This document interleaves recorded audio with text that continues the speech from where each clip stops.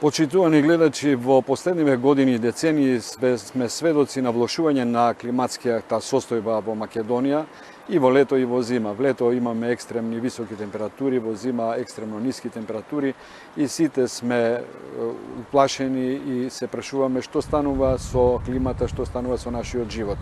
Дали институциите се доволно вклучени во заштита, во наша заштита, но дали сме и ние вклучени во однесувањето кон природата. Во оваа емисија ќе стане збор ќе биде темата главно климатските промени. Ќе имаме соговорници од стручната фела, од државата, но и од невладиниот сектор. Светот и аналогно и македонските граѓани се повеќе загрижени околу се ова што ни се случува со климатските промени, со зголемени дождови, со повисоки температури во летниот период, со многу ниски температури во зимскиот период. Дали Македонија како држава, како организација е вклучена во некаква си заштита и во организирање, да речеме, условно во одбрана од сета таа климатска промена, а потоа ќе зборуваме и за разликата меѓу краткорочни климатски промени и долгорочни климатски промени. Всушност, вие со многу постручен јазик тоа ќе ни го објасните. Видите, на предлог на Комисијата за климатологија на Светската метеоролошка организација во 79 година е организиран на прва конференција за климата во организација на Светската метеоролошка организација и Светската метеоролошка организација ги повика другите организации од системот на Обединетите нации, како што се програмата на Обединетите нации за животна средина, УНЕП, УНЕСКО, UNDP, Светската здравствена организација и други организации, и на таа конференција се донесени одредени стратегии дека климата во светот се менува, односно е осознаено дека има одредени индикации дека климата се менува. А главна причина за ова работа е влијанието на самиот човек преку испуштање на елементите на стаклената градина, како што се хлорофлуорокарбонатите, CO2, водената пареа, озонот и други елементи на стаклената градина, кои се основна причина за покасно е покажано преку одредени анализи и преку извештаите кои се дадени од Меѓународниот панел за климатски промени, кој е формиран подоцна во 1988 година.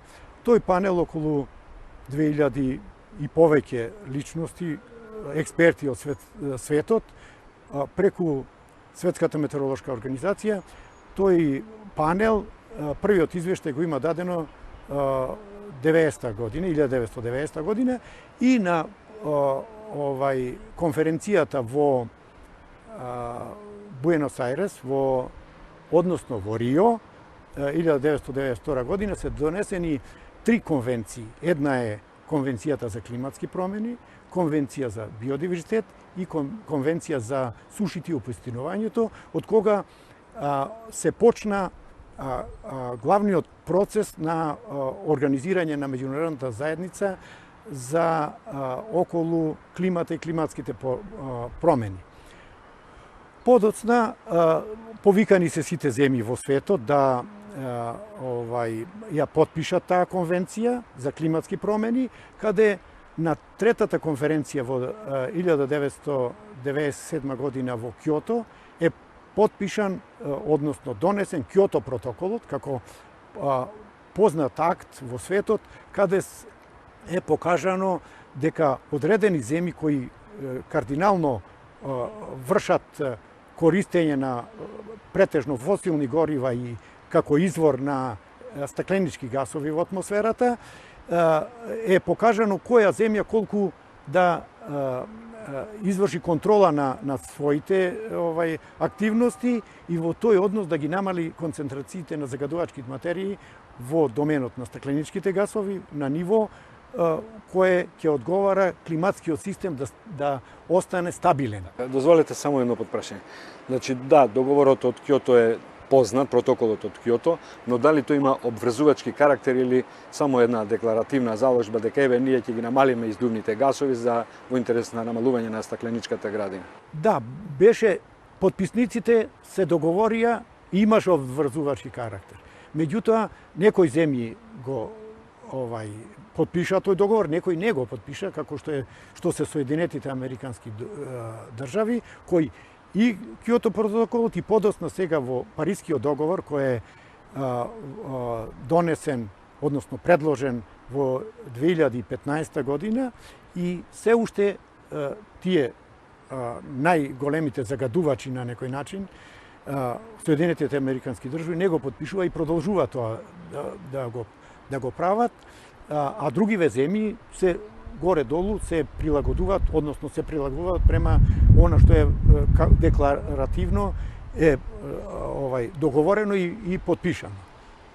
Македонија исто така има одредени активности, има досега 3 извештаи направено и еден двогодишен извештај. Покасно ќе покажеме и насловните страни, ако сакаме, во одредени делови. Подлабоко можеме да ги анализираме тие состојби. Значи, дали е Македонија потписник на договорот од Киото? Да.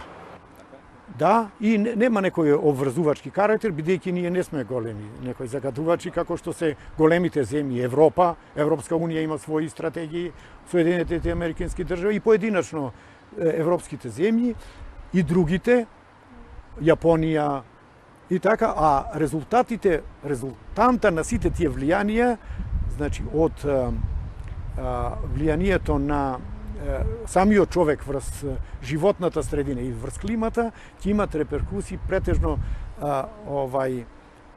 малите земји, приобалните делови, кај што се очекува во нареден период да се нивото на, според одредени емисиони сценарија, нивото на светското море да се подигне од 10 до 88 сантиметри, што е навистина големо ниво, високо ниво и каде што некои земји дури ќе бидат иселени. Дали можеме дали има некои резултати по потпишувањето на протоколот од Киото, дали е ситуацијата подобрена во заштитата на озонската обвивка с која влијае врз климатските промени? Да. Кај озонот проблемот е, разликуваме два вида на озон, тропосферски, оној што е во тропосферата и оној стратосферски, каде на некој начин се така наречените подоцна увидени озонски дупки, нарочно на северниот, на јужниот пол, поготово на јужниот пол, каде загадувачките материи, односно хемиските соединенија, таму и деструктивно влијаат на влијанието. Тоа е една компонента, значи влијанието на озонот врз климатските промени е една компонента. Меѓутоа, главна компонента, главни се CO2, рековме, хлорофлуорокарбонатите и другите кои се пониско во тропосферата. Водената пара исто така е сега резултанта на сите тие активности преку светското метеоролошко бдење и преку глобалното атмосферско бдење на Светската метеоролошка организација се следат компонентите на светските станици, Мауна Лоа, Северен пол, Јужен пол, кај што се следат CO2 и другите стакленички гасови, кај што е ван населени места и тие се репер за дали нешто се менува или не, значи се подобрува. Односно, најновите резултати, јас на една моја фан страна Weather and Climate Change, времето и климатски промени, сите тие состојби што се случуваат од разни светски институции за времето, климат и климатските промени ги постирам и тие еве најновата е дека околу од 280 ppm, кое беше нулто ниво, почетно ниво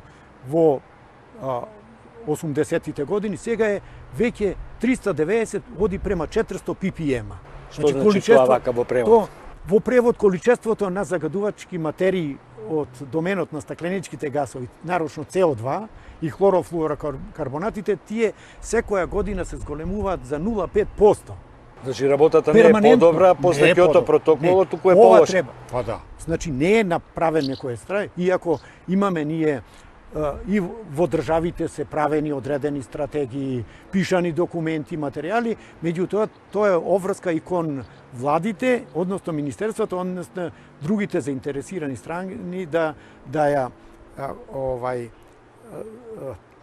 да го заштитат климатскиот систем од овие лоши последици врз климата и климатските промени. Значи излезот не се гледа од овој проблем. Па затоа е зошто некој потпишува, некој не. Најголемите загадувачи, она што се случува, да речеме, еден од загадувачите и воздухопловството. Секоја секунда над Европа, над Америка поготово имаме воздухоплови кои испуштаат керозин на одредени нивои, имајќи во вид процесите и појавите што се случуваат.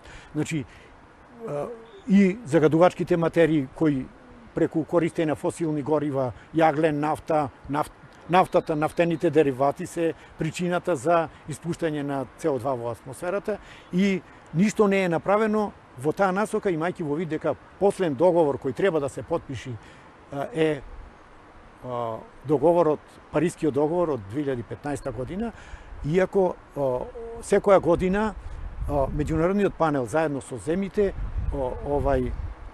организираат некаде во ноември-декември состаноци, што е постигнато, како е постигнато, веќе можеби повеќе од 20 години се состануваат земите членки, потписнички на договорот и ги укажуваат напредокот на земите до кој степен дошле во однос на намалувањето на стакленичките газови. Кога веќе ги спомнавте авионите, често гледаме траги од авиони. Дали се тие загадувачки гасови што ги испуштаат авионите? Видите, на тие нивоа, еве и одма можеме над да видиме некој. Да, еве баш траги да може снимателот да зумира, да може, да.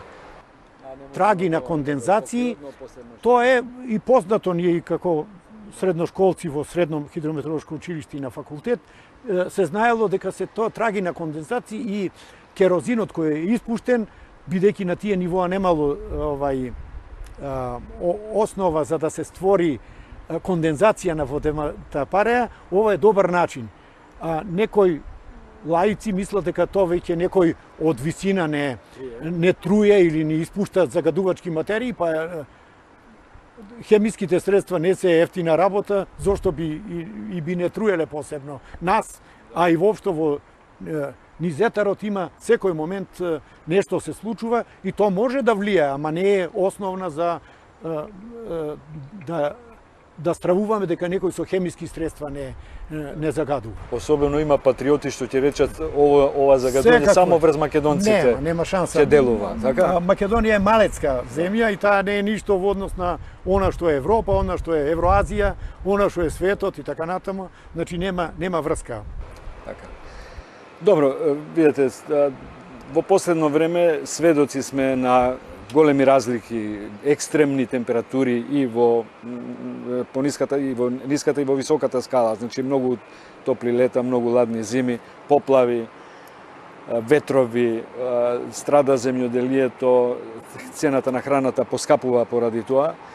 Дали ова во Македонија што се случува, овие разлики, температурни екстреми, можеме да ги толкуваме како дел од климатските промени или тоа е едно прашање и дали имате податок од кога најрано се мерат температурите во Македонија, па за да направиме една споредба? Како не, еве две работи. Ние, значи, во третиот извештај на меѓународниот панел за климатски промени од 2001 година, значи меѓународниот панел кај што се работи за илјадници страни анализи, значи експертски анализи, е покажано дека само ќе има глобално затоплување, кое веќе и го знаеме и така, мислам, нарочно невладините организации укажуваат и народот, ги чувствуваме климатските промени. Ги чувствувале, не може да ги чувствува.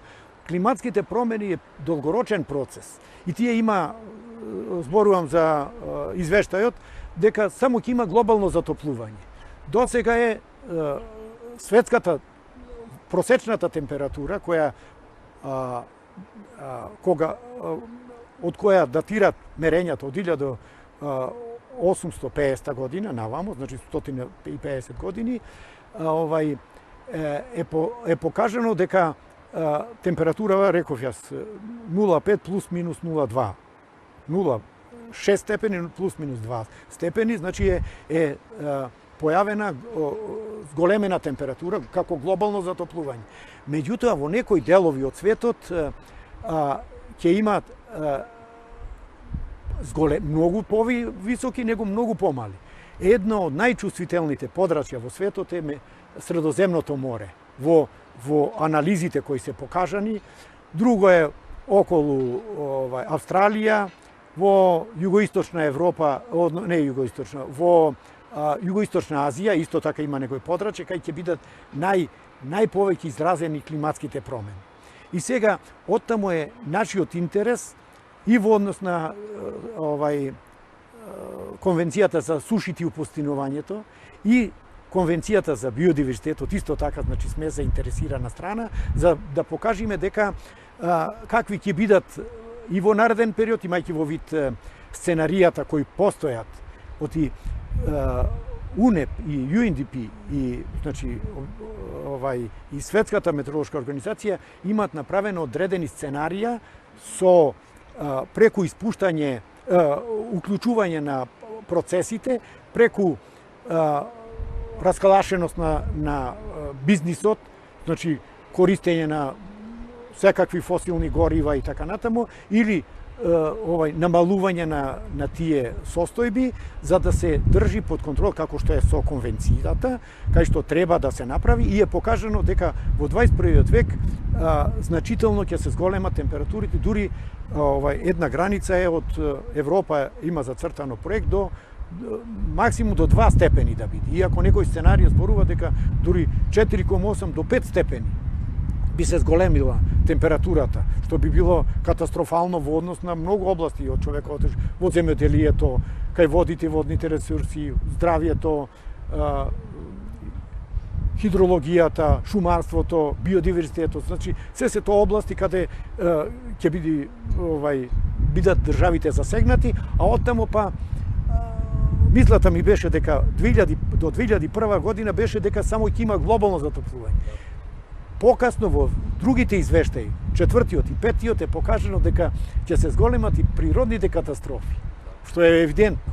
Кај катастрофите, суши, поплави, невремиња, како влијание од глобалното затоплување. Како одраз на глобалното затоплување, имајќи во вид дека долги периоди без врнежи прават суша и проблеми, што е сега каде е борбата, што треба да се направи, да се штеди вода, да има акумулации прво за наводнување, штедење и така натаму, и за користење на електрична енергија, имајќи во вид дека користењето на фосилни горива, кај што се овие коповите, кај што се јаглен користат, рек, например, и други, кај што користат јаглен, тие загадуваат и тоа не е спорно. Видете, јас читајќи ги вашите материјали, сватив дека вие не ставате знак на равенство меѓу глобалното затоплување и ова што и се случува на Македонија во последниве години со екстремните температури. Да. Тоа ми беше прашање. Добро. Еве, треба да забележиме дека во Македонија најекстремни температури баш се во овие 10 до 15 години. 2007 година на 24 јуни е регистрирана и највисока температура во Македонија, измерена во метеоролошка кутичка, имајќи во вид наблюдувачкиот систем кој го има Управата за хидрометеоролошки работи, каде под информациите се складираат во одредени бази, банки на податоци кои се единствени за ова територија и се би биле многу корисни и за промените на климата, да се изучи причините и последиците и да се зголеми па и фондот на информации и да се автоматизира тоа, за да може да се види ранливоста на општеството во однос на климат и климатските промени. Иначе нашите резултати во анализите, пред малку го спомнавте тоа, не дозавршив, континуираните мерења имаме од 25-та година, меѓу двете светски војни, постоеле мрежа на метеоролошки станици, за време на Втората светска војна и од 47 година намо перманентно се следат мерењата 3 пати на ден, 7, 14, 21 за климатолошки цели, значи за проблемите во климатологијата и секој 3 часа од 1, 4, 7, 10, 13, 16, 19 и 22 за потребите на синоптичка метеорологија, кои се исто така одредена база корисна за да се видат промените и дневни, сезонски, и годишни, и многогодишни.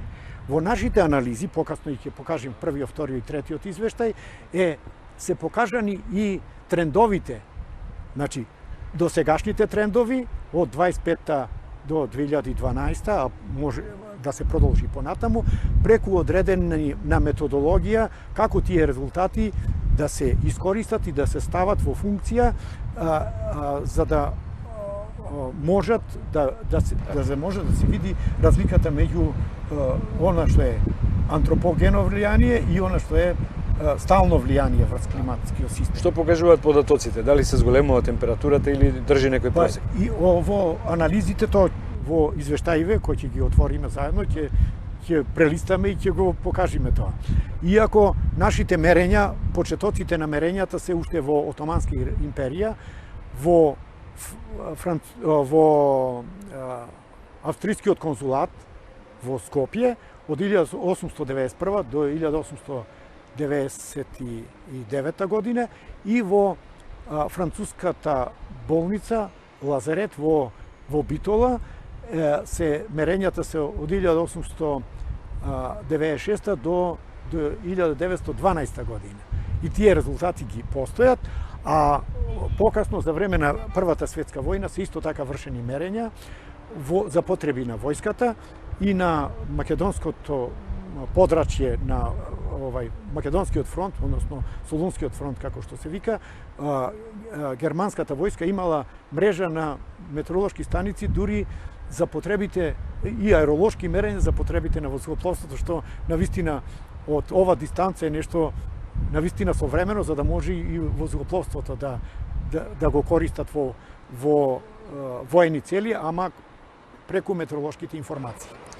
Во последно време, особено со појавата на големите катастрофи, како што беа во Србија, огромните поплави овде, Стајковци, кај нас и во соседството и во целиот свет, се појавија теории дека всушност големите сили водат специјална војна преку харп системи. Дали е тоа точно? Се појавува и слики на некој систем, некои антени. Дали е тоа точно? Видите, дали може да се води таква војна? То, видите, тие што не им е јасна состојбата, лесно можат да налетат на такви сценарија. То се врзани харпот и пред 3 дена видов во Хрватска исто така, наводно на Google сајт еден, па некоја новинарка сакајќи да опиши некоја состојба ова. Сега тука мораме да му веруваме на стварните резултати и проверени работи. И во Србија харпот и овде. Харпот е систем на антени за следење на јоносферата. Јоносферата е 60-80 км над во други области и нема никаква врска со тропосферата, односно стратосферата, и нема никакви корелативни врски, а како би можел антенски систем па да влијае врз климата, врз временските услови? Па добро, во тие теории пишува дека тие предизвикуваат акумулација на огромна влага, на огромна вода, која потоа се истура врз... Ама и она во Србија антенскиот систем не е уште во функција, не е во функција. Ова сега во Хрватска што зборува одредени новинари, и те како го прочитав, јас не можев да верувам. Само целта им е да бидат читани и да покажат како се прави во светот во таа област, кај што лесно е,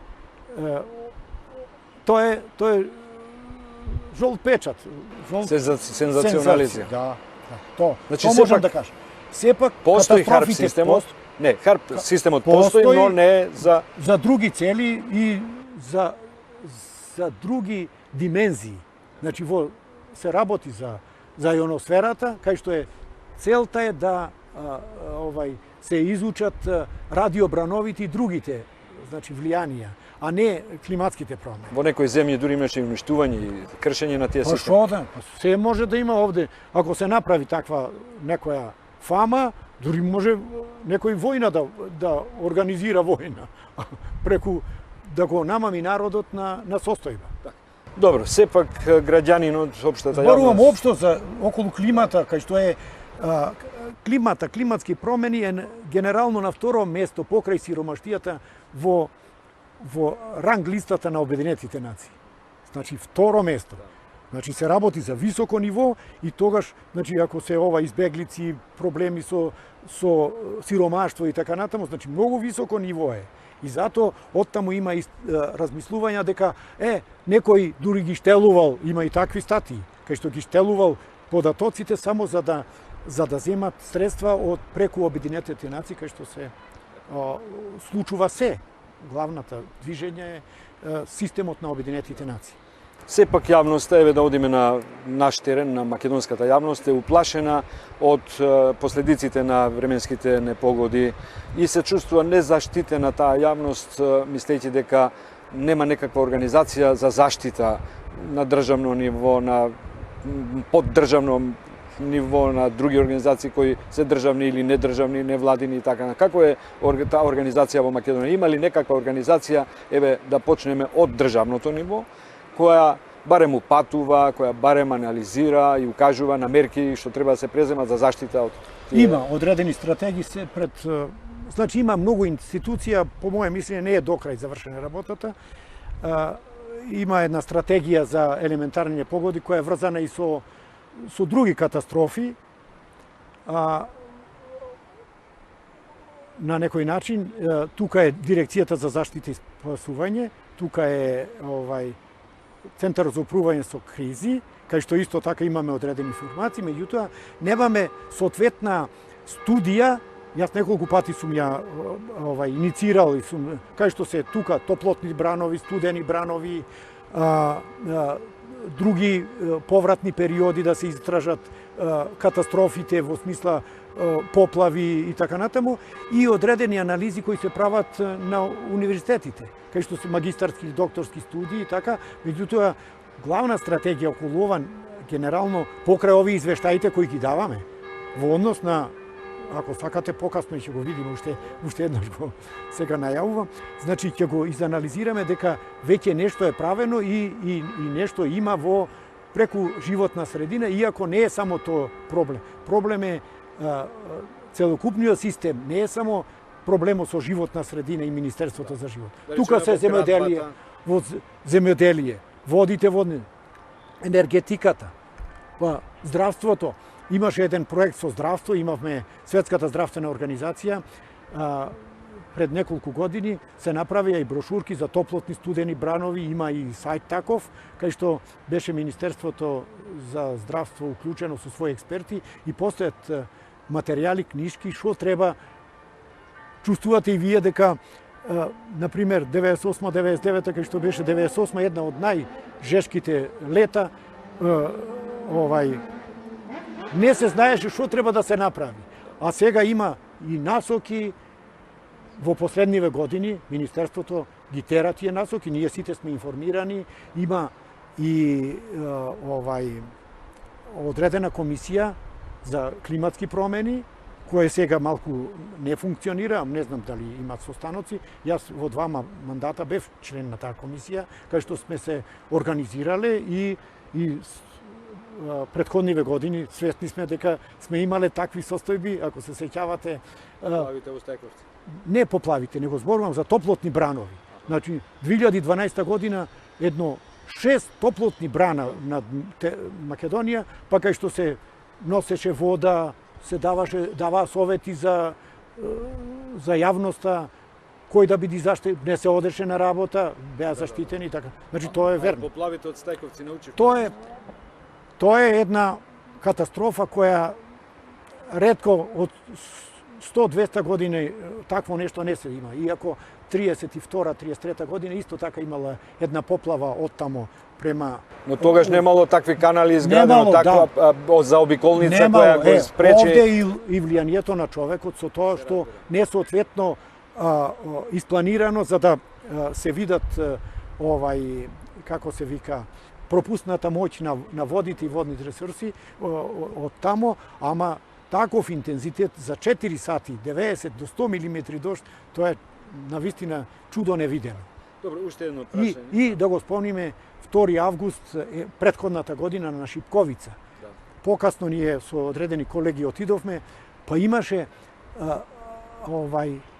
по 2 до 3 тона камења Сега се тука, работи за голема видите, катастрофа. така, тука многу луѓе го споменуваат човечкиот фактор, бидејќи шумата се сече неконтролирано и сам си придонесува човекот за да му се случат тие несреќи. И сега ние стално прашуваме државата, институциите и така натаму, но еве ретко го споменуваме човекот како Исто, сам човекот виновник така е. на сетата. Така си влие, се влие.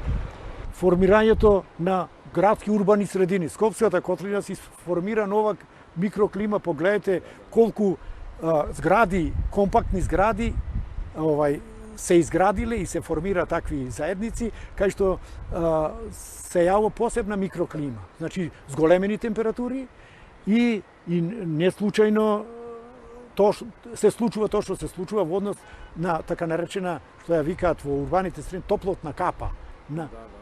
Нарочно во текот на ноќите, кога немаме лесно разладување и нема проветрување на Скопје и Скопската котлина, а излезот е само во паркови, во зеленило и тоа кое ќе влијае на позитивно во однос на енергетскиот биланс на атмосферата, односно на градовите. Само уште едно прашање би ве молел.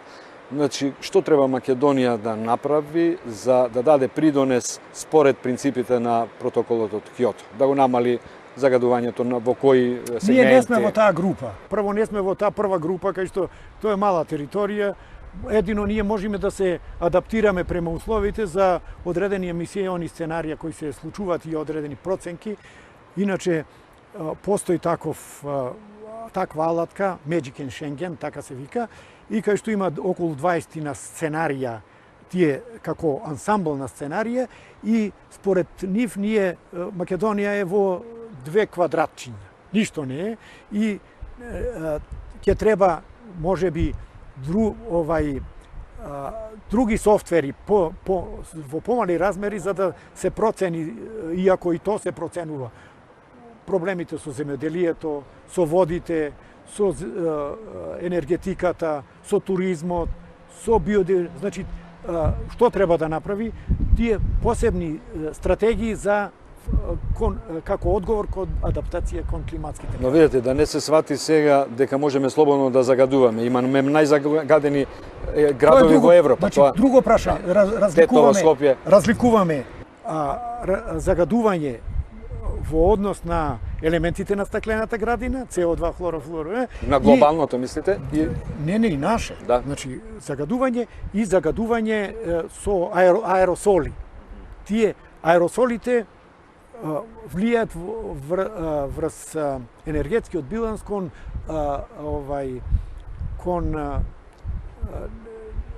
не затоплување, не глобално заладување.